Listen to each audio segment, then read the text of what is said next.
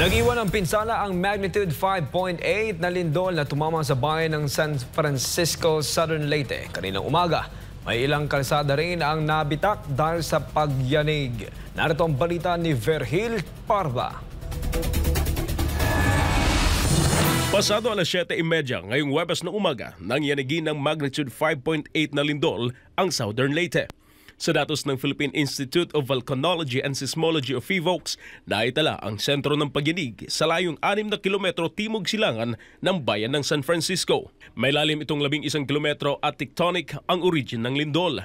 Dahil mababaw ang sentro ng pagyanig, naramdaman sa San Francisco ang Intensity 6. Intensity 5 naman ang naramdaman sa Anahawan, Hinunangan, Hinundayan, Libagon, Liloan, Limasawa, Padre Burgos, Pintuyan, San Juan at San Ricardo, Southern Leyte at Ubay, Bohol. Intensity 4 sa Abuyog, Bato, City of Baybay, Hilongos, Hindang, Inupacan at Matalom, Leyte.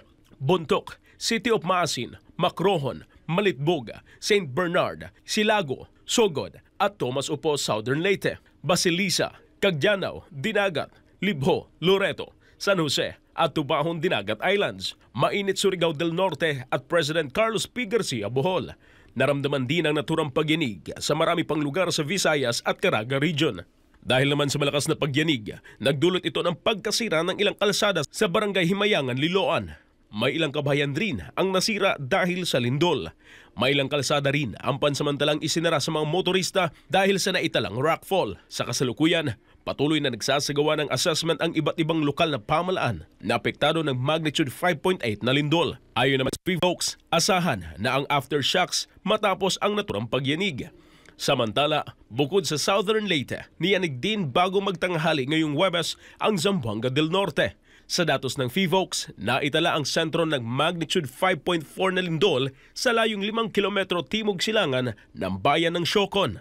May lalim itong 43 kilometro at tectonic ang origin ng pagyanig. Naramdaman naman ang Intensity 5 sa Siocon, Ipil, Zamboanga, Sibugay at Isabela City.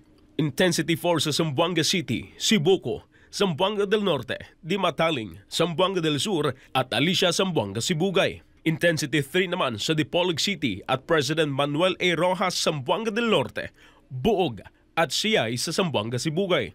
Habang Intensity 2 ang naramdaman sa San Jose, Antique, City of Himamaylan, Negros Occidental at Mulave sa Zamboanga del Sur. Ang Intensity 1 sa Cabancalan City sa Negros Occidental. Nagdulot naman ang pagyanig ng pagkaantala sa pasok sa mga tanggapan ng gobyerno at maging sa pribadong kumpanya. Maging ang pasok ng mga mag-aaral ay naantala rin.